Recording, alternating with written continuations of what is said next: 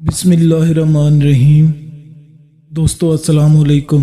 YouTube channel Abdullah brothers पर खुश आमदीद। दोस्तों अगर आप चैनल पर नए हैं और आपने चैनल को सब्सक्राइब नहीं किया तो इसे सब्सक्राइब कर लें और साथ मौजूद बेल के आइकन को दबा लें ताकि हमारी हर आने वाली नई वीडियो आप तक पहुंचती रहे। हजूर नबी अकरम सल्लल्लाहु ताला अलैहि वसल्लम की कोई सगी बहन नहीं थी, लेकिन जब आप सैयदा हलीमा सादिया के पास गए तो वहाँ हजूर की एक रज़ाई बहन का भी जिक्र आता है जो आपको लोरियां देती थीं। उनका नाम सैयदा शीमा था। शाम के वक्त जब ख़वातीन खाना पकाने में मसरूफ़ हो जाती तो बहनें अपने भाई उठाकर बाहर ले जाती और हर बहन का ये ख्याल होता कि मेरे भाई ज़माने में सबसे ज़्यादा खूबसूरत हैं। बनु साद के महल्ले में बच्चियां अपने भाई उठाती, एक कहती मेरे भाई जैसा कोई नहीं और दूसरी कहती मेरे भाई जैसा कोई नहीं। इतने में सैयदा शीमा अपना भाई सैयदना मोहम्मद सल्लल्लाहु ताला अलैहि वसल्लम उठा के ले आती और दूर से कहती मेरा भाई भी आ गया है। तो सब के सर झुक जाते और सब कहती नहीं नहीं, तेरे भाई का कोई मुकाबला नहीं कर सकता, हम तो आपस की बात कर रहे हैं।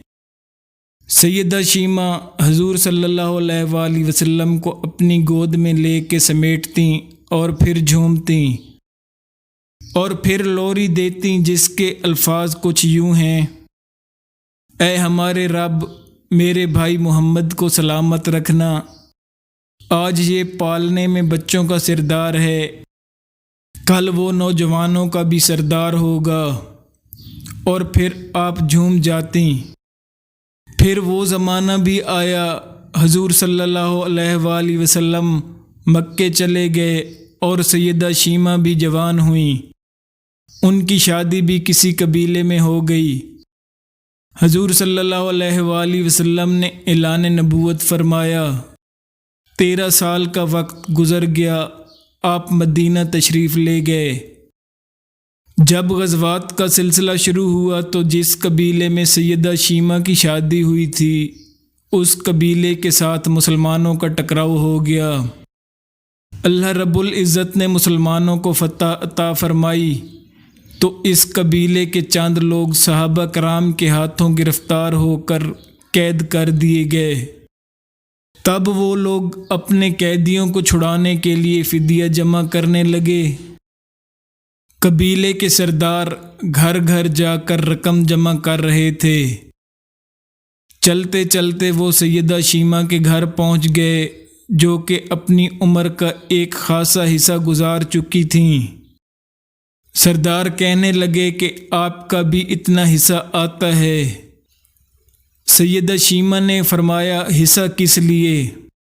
लोगों ने कहा जो लड़ाई हुई है और उसमें हमारे आदमी गिरफ्तार हो चुके हैं। बातें करते करते किसी के लबों पर मोहम्मद सल्लल्लाहु अलैहि वसल्लम का नाम भी आ गया तो सैयदा शीमा सुनकर कहने लगी अच्छा, तो क्या उन्होंने तुम्हारे लोग पकड़े हैं? इन्होंने कहा जी हाँ। सैयदा शीमा ने कहा तुम रकम इकट्ठी करना छोड़ दो, मुझे साथ ले चलो। सरदार ने सवालिया अंदाज में कहा आपको साथ ले चलें? सैयदा शीमा कहने लगी हाँ, तुम नहीं जानते वो मेरा भाई लगता है।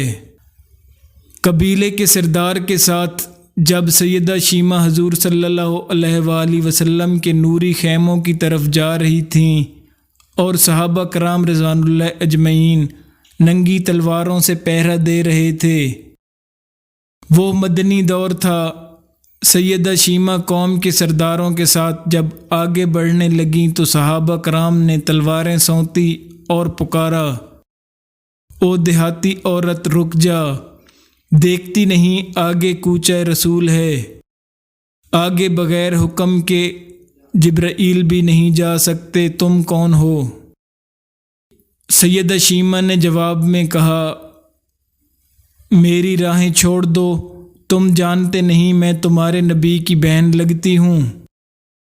صحابہ کرام نے تلواریں جھکا لیں، آنکھوں پر پلکوں کی چلمنیں آ گئیں، راستہ چھوڑ دیا گیا۔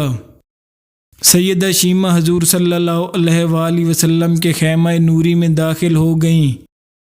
آپ صلی اللہ علیہ وآلہ وسلم نے دیکھا اور پہچان گئے، فوراً اٹھ کھڑے ہوئے اور فرمایا، بہن کیسے آنا ہوا؟